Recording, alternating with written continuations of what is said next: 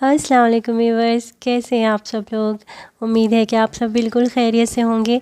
आज आपके साथ शेयर करूंगी बहुत ही ज़बरदस्त सा डिज़र्ट बनाने की रेसिपी, जो कि है रसमलाई। रसमलाई तो एक कॉमन सा डिज़र्ट है और ये सबका ही बहुत फेवरेट होता है, लेकिन आज मैं शेयर करूंगी आपके साथ शुगर फ्री रसमलाई बनाने की रेसिपी। जो लोग डाइट पर हैं या डायबिटिक हैं या फिर वेट लॉस करने के लिए कोई भी डाइट प्लान फॉलो कर रहे हैं, वो सब अपनी शुगर क्रेविंग को पूरा करने के लिए ये शुगर फ्री रसमलाई बहुत ही आसानी के साथ बना सकते हैं और इसको एंजॉय कर सकते हैं। तो चलिए फिर बनाते हैं इस low calorie sugar free rasmalai को और देखते हैं इसको बनाने के लिए हमें किन चीज़ों की ज़रूरत होगी। इंग्रेडिएंट जो हमें चाहिए होंगे इस रसमलाई को बनाने के लिए, हम पहले वो देख लेते हैं। सबसे पहले हमें चाहिए होगा 1 कप मिल्क पाउडर। हम इसको मिल्क पाउडर के साथ बनाएंगे।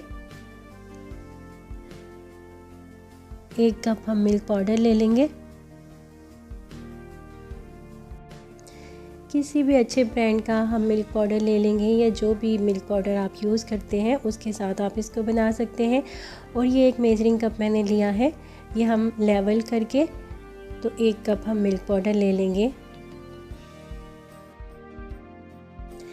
तो ये बिल्कुल लेवल करके हमने 1 कप मिल्क पाउडर का ले लिया है। आपने मेजरमेंट का बहुत ज़्यादा ख्याल रखना है, कोई भी इंग्रेडिएंट कम या ज़्यादा होने से आपकी रसमलाई जो है वो ख़राब हो सकती है। 1 कप मिल्क पाउडर हमने एक बाउल के अंदर ऐड कर दिया है। अब हम इसके अंदर शामिल करेंगे 1 टीस्पून बेकिंग पाउडर। ये भी हमने बिल्कुल लेवल करके लेना है 1 टीस्पून। ये हम मिल्क पाउडर के अंदर ऐड कर देंगे और इसको अच्छी तरह से मिक्स कर लेंगे। बेकिंग पाउडर को हमने बहुत अच्छी तरह से मिल्क पाउडर के साथ मिक्स कर लेना है और फिर हम इसके अंदर ऐड करेंगे 1 टेबलस्पून ऑयल। ये मैंने नाप के रखा हुआ था, ये आप देख सकते हैं 1 टेबलस्पून ऑयल। और अब हम इसको भी अच्छी तरह से मिल्क पाउडर के साथ मिक्स कर लेंगे। तीनों इंग्रेडिएंट्स को हमने अच्छी तरह से हाथ के साथ मिक्स कर लेना है और फिर हमने इनको साइड में रख लेना है। अब हम चलते हैं नेक्स्ट स्टेप की तरफ, जिसमें कि हम दूध को बॉईल करेंगे। यहाँ पर हम 1 लीटर दूध ले लेंगे।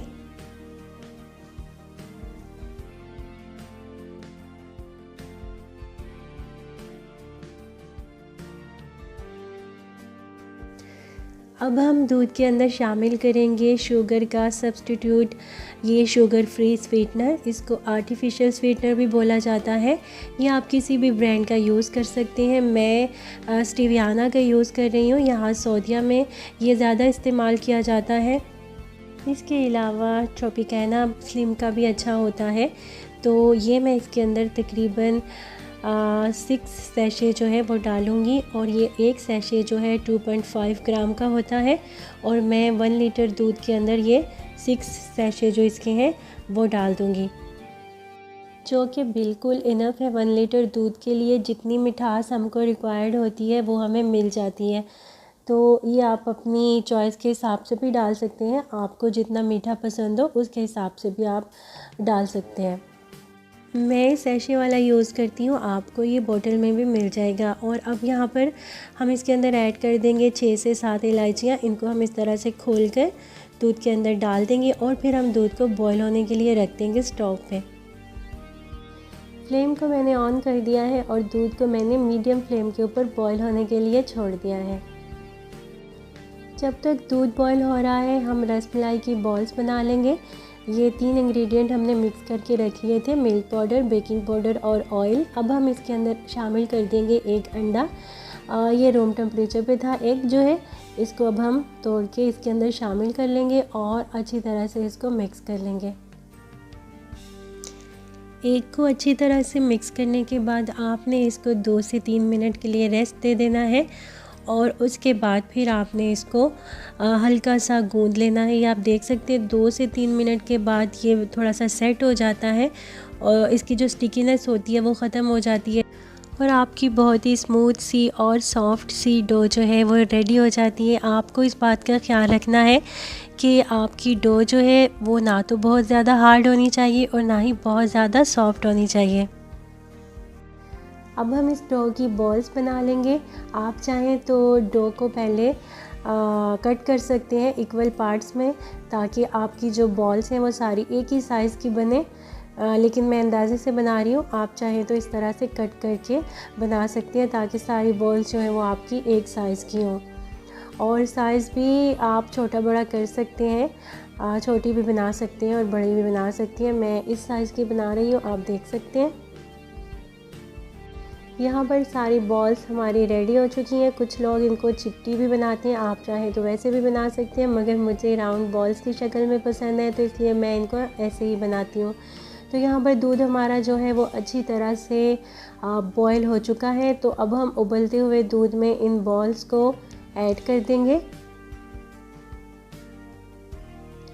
एक एक करके मैंने सारी बॉल्स जो है वो दूध के अंदर ऐड कर दी हैं और दूध में डालते साथ ही ये फूलना स्टार्ट हो जाती हैं। फ्लेम को मैंने हाई पे रखा हुआ है और आपने एक और बात का ख्याल रखना है कि आपने पॉट जिसमें आपने रसमलाई को बनाना है वो आपने बड़ा खुला लेना है, क्योंकि इन बॉल्स को फूलने के लिए स्पेस चाहिए होती है। तो इनको आपने छोटे या तंग पॉट में नहीं बनाना है, बड़े खुले बर्तन में आपने इनको बनाना है। बॉल्स को दूध में ऐड करने के बाद आपने इसमें चम्मच बिल्कुल भी नहीं चलाना है। आपने जब इनको हिलाना है तो आपने इस तरह से पॉट को उठा के तो इस तरह से आपने इसको हिला देना है, चम्मच नहीं चलाना है आपने। और फ्लेम को आपने हाई पे रखना है, जब तक कि अच्छी तरह से फूल ना जाए तब तक आपने फ्लेम को हाई पे रखना है। यहाँ पर बॉल्स जो हैं वो काफ़ी हद तक फूल चुकी हैं। अब आपने फ्लेम को लो टू मीडियम पे रख के इसको कवर कर देना है तकरीबन 5 मिनट के लिए, और 5 मिनट के बाद हम इसको दोबारा से चेक करेंगे। तो यहाँ पे आप देख सकते हैं हमारी रसमलाई की जो बॉल्स हैं वो बहुत ही अच्छी तरह से राइज़ हो चुकी हैं, ये आप चेक कर सकते हैं। अप्रॉक्सीमेटली 15 से 20 मिनट में हमारी ये रसमलाई जो है ये बिल्कुल तैयार हो जाती है। तो यहाँ पर स्टेज पे हम इसके अंदर ऐड कर देंगे ये बारीक कटा हुआ पिस्ता, और इसके बाद हम इसमें डाल देंगे थोड़ा सा तकरीबन 1 टेबलस्पून के जितना केवड़ा वाटर। इससे इसकी जो खुशबू है और इसका फ्लेवर जो है वो और भी ज़्यादा बढ़ जाता है। तो ये आप इसके अंदर ज़रूर ऐड कीजिएगा। चाहें तो आप थोड़ा सा रोज़ वाटर भी इसमें डाल सकते हैं। केवड़ा वाटर ऐड करने के बाद हम पॉट को थोड़ा सा हिला के तो इसको मिक्स कर देंगे और मज़ीद इसको 2 से 3 मिनट के लिए लो फ्लेम के ऊपर हम इसको पका लेंगे और उसके बाद हम फ्लेम को ऑफ़ कर देंगे। तो ये देखिए आप, बहुत ही मज़ेदार सी हमारी रसमलाई जो है ये बिल्कुल तैयार हो चुकी है। आप इसकी बॉल्स जो है वो देख सकते हैं कितनी अच्छी तरह से ये राइज़ हुई हैं।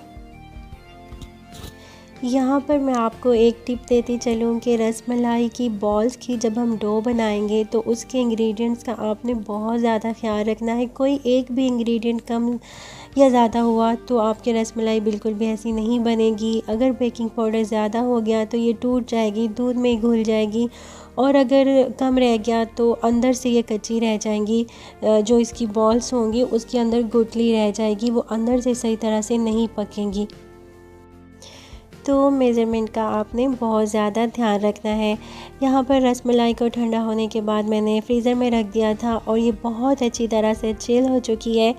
तो अब हम इसको डिश आउट कर लेते हैं। इस रेसिपी को अगर आप रेगुलर शुगर के साथ बनाना चाहते हैं तो सेम रेसिपी को फॉलो करते हुए आपने आर्टिफिशियल स्वीटनर की जगह पर शुगर ऐड कर देनी है अपनी पसंद के मुताबिक। शुगर के साथ रसमलाई की रेसिपी मेरे चैनल पर पहले भी मौजूद है, उसका लिंक मैं ऊपर आई कार्ड में दे दूँगी और डिस्क्रिप्शन बॉक्स में भी ऐड कर दूँगी, तो आप उसको भी देख सकते हैं। तो ये देखिए व्यूअर्स, हमारी बहुत ही मज़ेदार सी ठंडी ठंडी शुगर फ्री रसमलाई जो है ये बिल्कुल तैयार हो चुकी है। थोड़ा सा हम इसको गार्निश कर देंगे बारीक कटे हुए पिस्ते के साथ और रोज़ पेटल और बर्ड्स के साथ।